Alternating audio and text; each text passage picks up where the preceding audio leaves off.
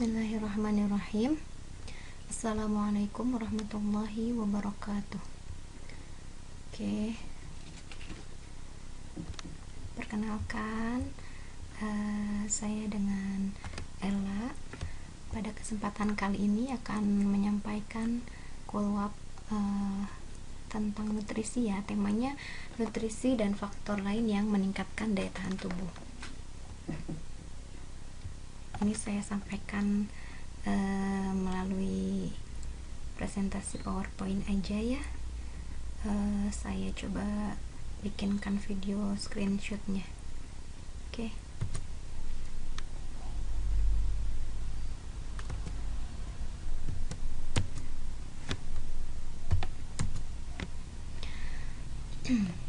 Nah, apa sih sebenarnya daya tahan tubuh? Mungkin udah tahu semua ya. Jadi secara alami tubuh kita juga memang punya sistem pertahanan sendiri gitu untuk melawan semua benda asing yang masuk, baik itu virus, bakteri, zat radikal bebas atau zat asing lainnya. Nah, sehingga zat antibodi kita itu berupaya melawan zat asing tersebut supaya menang melawan zat asing tersebut agar tidak menjadi penyakit atau menjadi hal-hal yang mengganggu kinerja tubuh kita. Nah, apa saja poin-poin yang dapat meningkatkan daya tahan tubuh? Di sini mungkin bisa saya sampaikan 5 poin utama ya. Yang pertama, iman, takwa, pikiran positif, ketenangan jiwa sehingga meminimalisir stres, atau bisa kita sampaikan iman, takwa, pikiran positif dan perasaan positif, itu ya intinya. Kemudian poin yang kedua adalah asupan nutrisi yang cukup, dalam hal ini gizi seimbang. Kemudian poin ketiga itu kita perlu istirahat yang cukup. Poin keempat, aktivitas fisik dan olahraga yang cukup.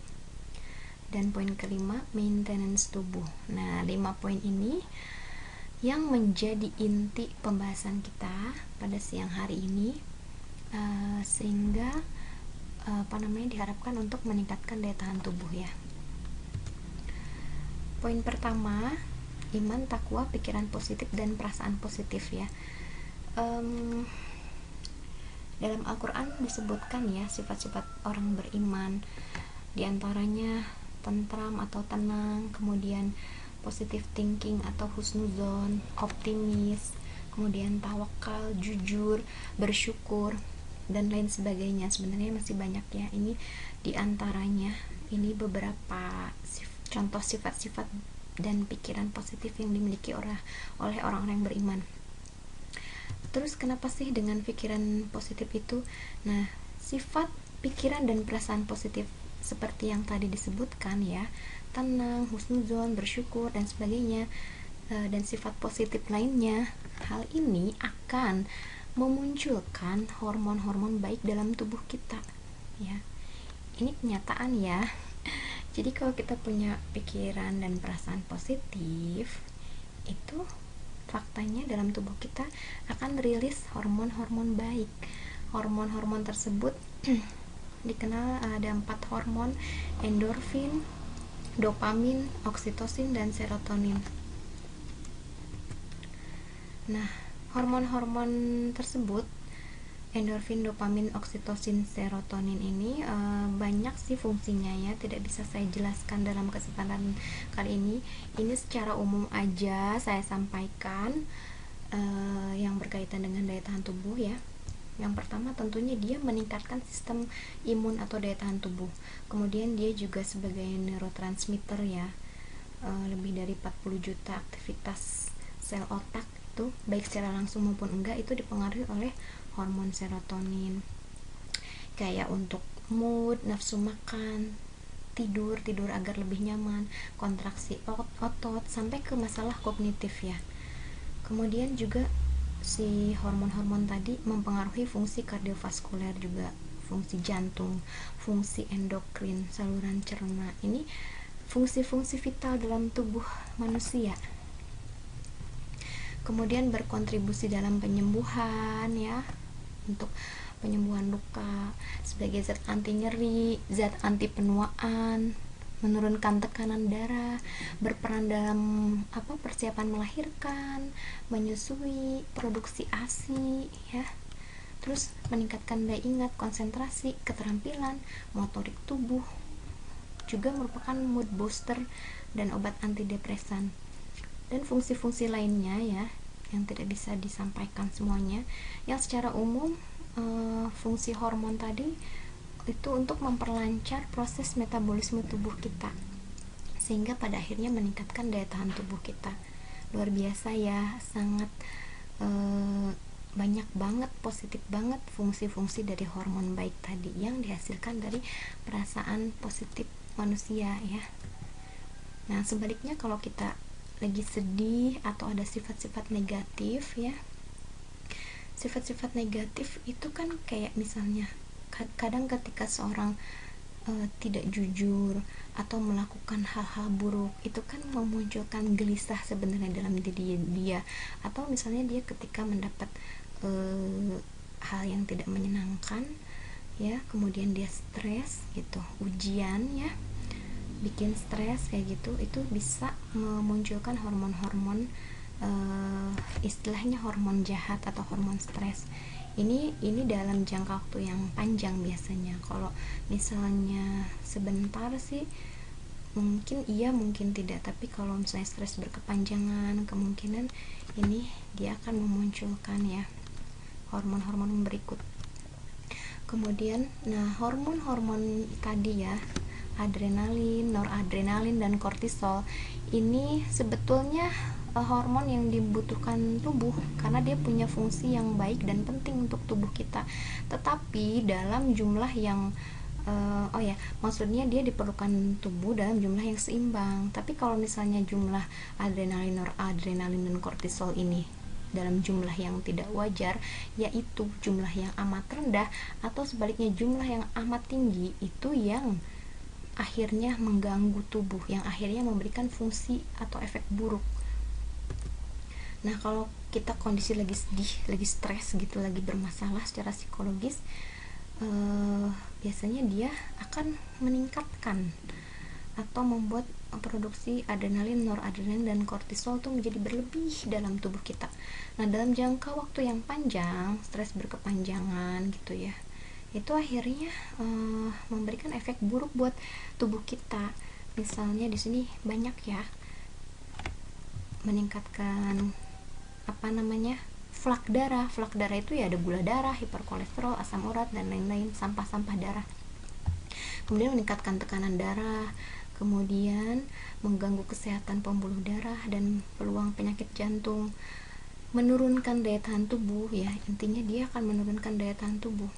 Kemudian gangguan kesehatan reproduksi, gangguan sistem saluran cerna, bikin pusing, sakit kepala, gangguan tidur atau insomnia, sampai ke gangguan kognitif. Nah itu beberapa gambarannya seperti itu. Nah tipsnya kalau kita mengalami stres, kita upayakan dengan meminimalisir itu dengan istirahat yang cukup, tidur yang cukup ya. Tidur itu obat alami ya untuk permasalahan fisik dan psikis. Kemudian meningkatkan iman dan takwa tentunya ya, ini senantiasa memperbaharui iman dan takwa. Kemudian relaksasi atau menenangkan diri, bercerita dengan sahabat, cerita apa aja, cerita permasalahan boleh, sekedar bercengkrama agar rileks boleh, menjaga pola makan sehat. Nah tetap diupayakan jaga pola makan sehat, kemudian olahraga yang ringan-ringan aja, ini akan merelaksasi tubuh dan memperbaiki organ-organ tubuh kita ya, sangat bermanfaat. Terus bermain, refreshing, piknik, melakukan hobi. Terakhir bisa konseling dengan psikolog atau psikiater ya. Ini pada tahap tertentu ketika seorang stres, depresi pada puncak yang cukup tinggi ya, ini sangat diperlukan gitu. Konseling dengan psikiater atau psikolog ini ya jangan dipikir tabu hanya untuk orang-orang dengan gangguan kesehatan jiwa, enggak ya, ini untuk siapa saja. Konseling dengan psikolog dan psikiater ini sangat membantu ya. Jadi kalau ada teman yang kira-kira membutuhkan ya, sudah sangat stres dan depresi, sulit jalan keluarnya, ini bisa kita bantu ya dengan kita sarankan konseling ke psikolog atau psikiater. Insya Allah ini sangat membantu ya. Kemudian selain meningkatkan iman dan takwa, kebahagiaan juga bisa diraih dengan memupuk cinta dan kasih sayang dalam keluarga, terus melaksanakan kegiatan pekerjaan dengan ikhlas dan bahagia ya. Kemudian kita manage kegiatan sehari-hari sehingga kita dalam sehari itu ada waktu untuk diri sendiri, untuk me time, untuk melakukan hobi atau sekedar istirahat. Tapi ini ya sesuai sikon ya. Kalau misalnya kita nggak bisa, ya udah nggak apa-apa. Apa namanya? Maksudnya me time tuh nggak harus tiap hari juga. Ada saatnya mungkin bisa, ada saatnya enggak. Jangan jadi stres juga karena nggak bisa. Orang lain mah udah me time udah apa, saya tiap hari nguprak aja setiap hari begini. Ya udah, disyukuri aja dulu, mungkin tidak hari ini, mungkin besok, mungkin seminggu kita me time-nya cuma 3 kali, nggak apa-apa. Lebih pentingnya tadi menjaga perasaan kita tetap bersyukur, dengan salah satunya tadi melaksanakan pekerjaan dengan ikhlas dan bahagia. Terus kalau memungkinkan kita lakukan piknik dalam periode waktu tertentu, seminggu sekali atau sebulan sekali. Terus yang terakhir, menuntut ilmu ya, sehingga ketika kita menuntut ilmu semakin meningkatkan kualitas diri kita, insya Allah semakin meningkat memperbaiki mindset kita, cara berpikir kita. Jadi insya Allah lebih bahagia. Next, ini poin kedua, poin yang menjadi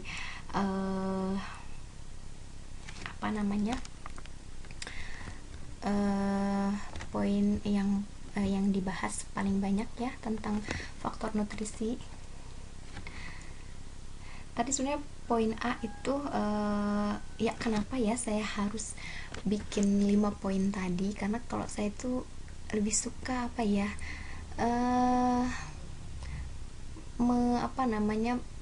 memecahkan masalah itu dengan holistik ya, karena memang seharusnya kayak gitu ya. Islam juga kan mengajarkan begitu ya, kita cari masalah itu sampai ke akarnya gitu, maksudnya selesaikan masalah sampai ke akarnya. Jadi kalau kita pengen meningkatkan daya tahan tubuh, bolehlah saya katakan nggak cukup kalau cuma memenuhi zat nutrisinya aja, tapi faktor lainnya yang 5 tadi itu amat mendukung juga. Jadi perlu saya sampaikan juga gitu, karena sayang nanti kalau kita nutrisi udah dibagus-bagusin, tapi kenapa ya kok saya sering sakit, daya tahan tubuh turun, lemah gitu. Karena yang untuk meningkatkan daya tahan tubuh tadi nggak cukup di nutrisi aja, di 5 faktor tadi juga penting. Makanya mungkin saya ingin sharing, sampaikan hal lain, faktor lain juga selain nutrisi yang dapat meningkatkan daya tahan tubuh. Nah, di bab kedua ini, bab nutrisi ya, seperti apa sih nutrisi yang baik untuk meningkatkan daya tahan tubuh. Nah, ini sini udah disebutkan, udah tercantum gizi seimbang. Kuncinya itu gizi seimbang. Apa itu gizi seimbang? Oh ya, ini sebenarnya ada lampiran ya. Kita coba. Oh, mohon maaf ya, nanti dari panitia juga sudah memberikan lampirannya untuk daftar bahan penukar makanan ya. Ini nanti bisa dilihat oleh teman-teman. Ini salah satu bahan untuk mengetahui jumlah penukar atau jumlah berapa banyak sih makanan yang bisa saya makan gitu ya. Nah, dalam penukar makanan ini kan aslinya kalau kita makanan itu kan nanti kita timbang gitu kan, aslinya begitu ya. Tapi karena tidak memungkinkan kita timbang di rumah tangga, itu kan gak mungkin kita timbang-timbang. Jadi adanya DPBM ini untuk memudahkan para ibu rumah tangga untuk mengkonversi timbangan-timbangan tersebut ke dalam ukuran rumah tangga. Ukuran rumah tangga itu ada berapa sendok, berapa gelas, berapa centong bahkan gitu ya, berapa potong, terus apa lagi, kira-kira gitulah ukuran rumah tangga. Yang tadinya misalkan 10 gram gula pasir berapa sendok sih gitu, karena kita kayaknya nggak akan nimbang-nimbang gitu, ribet kan. Jadinya kita bantu dengan DPBM, yaitu sebagai bahan sebagai ukuran penukar yang dikonversi itu ke dalam ukuran rumah tangga begitu ya. Nanti teman-teman bisa lihat lampirannya. Ini agak sulit ditampilkan, bisa lihat sendiri di lampirannya. Sebenarnya DPBM ini biasanya kita berikan di forum konsultasi gizi atau konseling gizi, tapi khusus di Kulwap ini bolehlah saya sampaikan karena untuk membantu memberi pemahaman ya. Gizi seimbang itu apa ya? Gizi seimbang itu sebenarnya makanan yang mengandung gizi yang seimbang. Seimbangnya itu bisa kita katakan ya di sini karbohidrat 50-65%, kemudian proteinnya 15-20% dan lemaknya 20-30%, serta asupan mikronutrien atau vitamin dan mineral. Nah, kalau vitamin dan mineral ini jumlahnya ada dalam angka kecukupan gizi. Ini ngikutin ya. Ini yang makronya aja yang kita jumlahkan. Nanti vitamin dan mineral dia akan ngikutin. Nah, kemudian jadi 3 fungsi utamanya zat gizi seimbang itu ini kaidah ya. Ini konsep gizi seimbang itu sebenarnya ini ada 3 zat utama yang terkandung dalam gizi seimbang. Jadi dikatakan gizi seimbang itu kalau mengandung 3 zat ini. Kalau salah satunya nggak ada, berarti itu namanya bukan gizi seimbang. Begitu maksudnya. Ada zat tenaga, zat pembangun, zat pengatur. Zat tenaga sebagian besar diperoleh dari karbohidrat ya, makanan pokok. Nasi, kentang, roti, ubi, singkong, oats, dan silahkan sebutkan lagi yang lain. Ibu-ibu kayaknya udah pintar ya. Atau bisa lihat di daftar penukar bahan makanan atau DPBM yang tadi saya sebutkan di lampiran. Oke. Ini contoh umum untuk wanita usia 35 tahun, berat badan 55 kg. Ini saya ambil contoh yang paling ini aja deh, yang paling umum ya, maksudnya rata-rata ibu-ibu muda kan segini lah ya, 35 tahun berat 55. Ini porsi untuk dia bisa sehari 3 kali, sekali makan nasi 1,5 centong kira-kira. Centongnya itu yang enggak terlalu peres, enggak terlalu muncung, sedang aja. Kalau mau ngambil nasi di piring, ngambil 1,5 centong, kira-kira porsinya segituan kalau untuk wanita 35 tahun berat badan 55 kg. Ini kita contoh aja ya, gambaran umum, karena kalau mau per individu itu harus konseling gizi one by one per individu. Ini karena kita forumnya Kulwap atau penyuluhan gizi, jadi kita kasihnya gambaran umum aja. Kalau untuk jumlah kita kasih gambaran umum, kalau untuk jenis makanan kita kasih contoh-contoh. Nah, kemudian yang kedua zat pembangun. Zat pembangun itu ingat ya, protein. Protein itu ingat zat pembangun. Protein mungkin udah pada tahu semua, ada protein hewani, ada protein nabati ya. Protein hewani juga banyak jenisnya. Protein rendah lemak, ada ayam tanpa kulit, putih telur, ikan, udang ya. Ini untuk yang rendah lemak. Terus ada lemak sedang. Protein lemak sedang ada daging sapi, telur, cumi, daging kambing, bakso daging sapi. Terus ada protein tinggi lemak, kuning telur, ayam dengan kulit, daging bebek, kornet sapi, sosis. Terus ada protein yang ini nggak disarankan dimakan ya, jeroan hewan kayak hati, usus, limfa, jantung, otak. Terus ada juga protein yang diawetkan. Kalau diawetkan tuh intinya dia kalau nggak dikalengkan, kalau nggak dikeringkan atau diasinkan ya. Produknya contohnya ada ikan asin, teri kering, udang kering, sarden kaleng, corned beef, sosis. Kebayang ya yang kayak gitu yang diawetkan. Nah, ini beberapa kuncinya. Gunakan lauk hewani rendah lemak yang tadi itu dalam menu sehari-hari. Itu boleh dalam menu sehari-hari, bebas, setiap hari boleh. Yang paling sering digunakan ini lauk hewani rendah lemak. Nah, kemudian yang kedua, gunakan lauk hewani lemak sedang 3 kali dalam seminggu aja kira-kira. Maksudnya 3 kali itu sebenarnya begini. Rabu misalnya, Rabu saya makan hewani lemak sedang pagi, siang, sore, ya udah berarti udah 3 kali itu dalam seminggu. Bukan Rabu, Kamis, Jumat seharinya 3 kali, jadi itu namanya 9 kali. Nah itu, ini kurang lebih ya.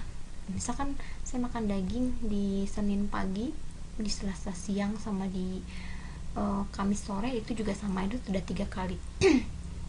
Harus persis gak sih 3 kali? Ya enggak juga, karena tadi ya kebutuhan per individu beda. Ini kan saya hanya secara umum aja, jadi ada range ya. Kira-kira teman-teman kalau apa yang saya sampaikan di sini boleh ada range-nya kira-kira 10% lah.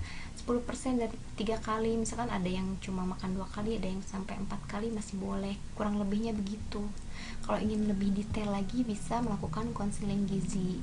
Nah, kemudian gunakan lauk hewani tinggi lemak, cukup kira-kira sekali dalam seminggu aja. Tadi tinggi lemak ada apa ya, ada sosis, ada apa namanya, daging bebek ya. Lihat aja nanti di DPBM. Kemudian ada lauk hewani yang diawetkan, itu maksimal 3 kali dalam seminggu. Diawetkan, sosis juga diawetkan. Kemudian sarden. Nah, yang kedua protein nabati dari kacang-kacangan ya. Nanti jangan ketuker kacang protein sama kacang sayuran ya. Lihat di DPBM nanti. Kalau kacang protein ini ingat aja nih yang ada di sini: kacang kedelai, tempe, tahu, oncom, kacang merah, kacang tanah, kacang hijau, susu kedelai, dan kacang tanah, selai kacang tanah. Nah, ini ya isinya protein, bukan sayuran, bukan maksudnya ada yang kacang sayuran nanti kayak kacang panjang, itu isinya bukan protein tapi lebih ke sayuran.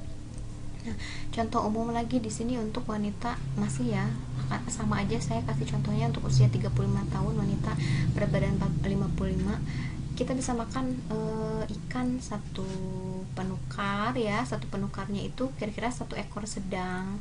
Kalau mau ditimbang itu kira-kira dia berat bersihnya 40-50 gram. Nah, ibu-ibu fokus ke ukuran rumah tangga aja. 1 ekor ikan sedang, yang sedang, nggak terlalu besar ya. Kalau besar berarti setengahnya cukup.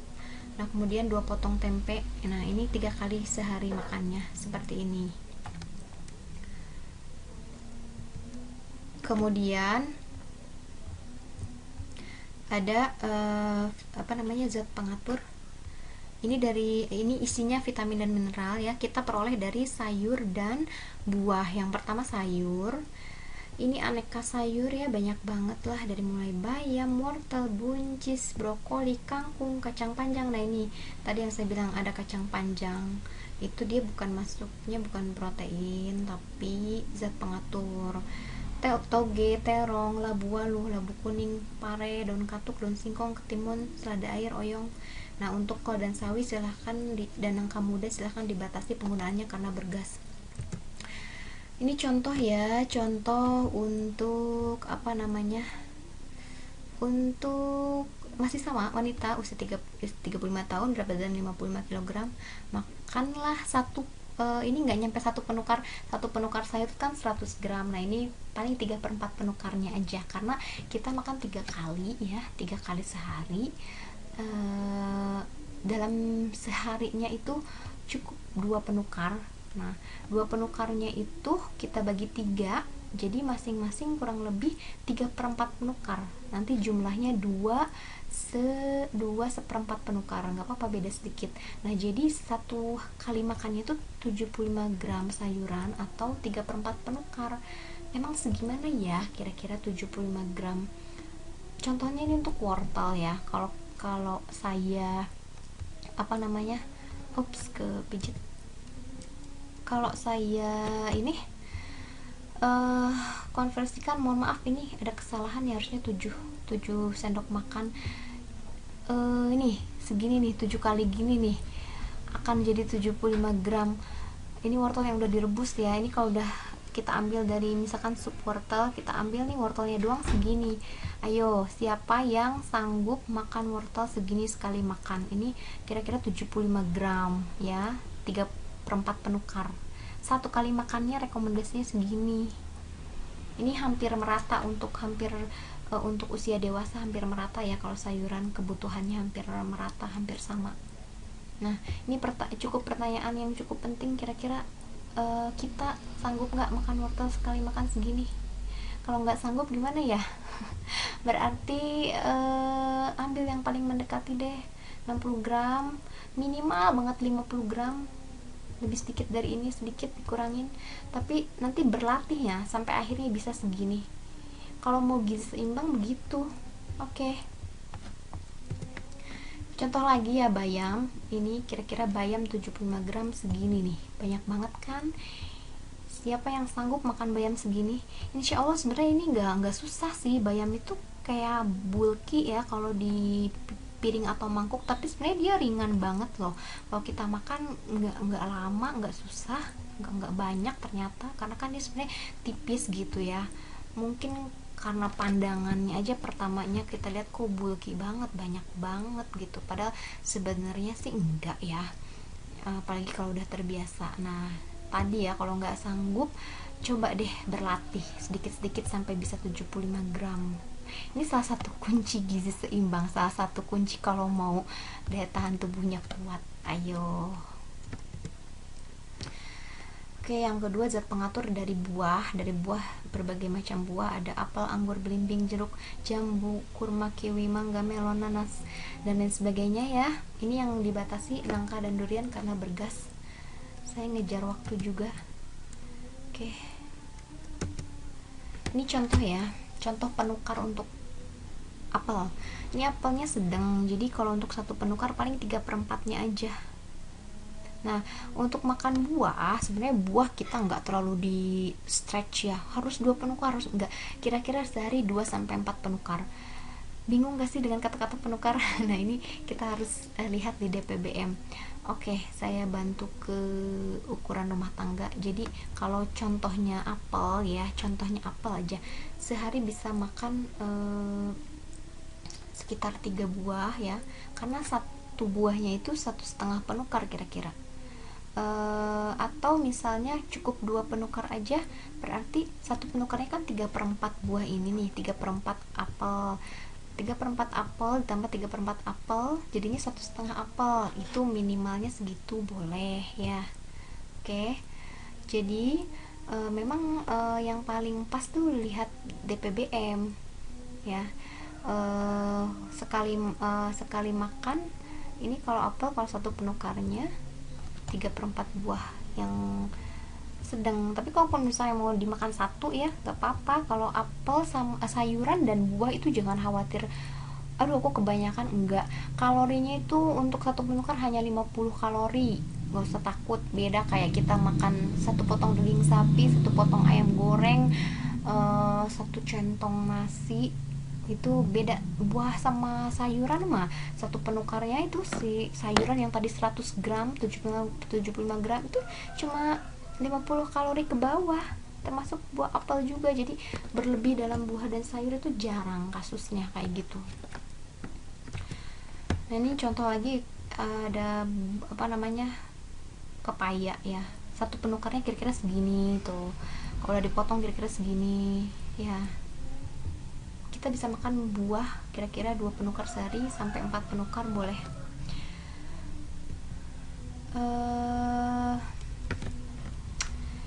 Ini contoh makan siang ya. Contoh kasus Fatia makan siang dengan nasi 1,5 centong, ikan setengah ekor, tahu 2 biji kecil, tumis kangkung 1 mangkok 75 gram. Wow, ini udah seimbang belum gizinya? sudah, dia udah memenuhi zat tenaga, terus zat pengaturnya lengkap, nabati dan hewani, terus sayurannya juga udah memenuhi jumlahnya. Buahnya gimana? Buahnya boleh dimakan di jam selingan, boleh juga di sini ya, nggak apa-apa, soalnya nanti saya akan rekomendasikan di pola makan untuk buah, silahkan saya rekomendasikan makan di jam selingan untuk buahnya, supaya kenapa, mencegah ngemil yang aneh-aneh. Daripada ngemil yang aneh-aneh mendingan ngemil buah gitu. Tapi kalau ada teman-teman yang mau naruh buah di jam makan, silahkan. Dengan seperti ini juga ini udah cukup, udah seimbang, tinggal buahnya nanti di jam selingan. Oke. Feni makan siang dengan nasi 1,5 centong dan daging sapi 1 potong sedang. Ini penukarnya udah cukup, 1 penukar. Udah seimbang belum gizinya? Belum. Mana zat pengaturnya? Sayurannya nggak ada ya. Oke.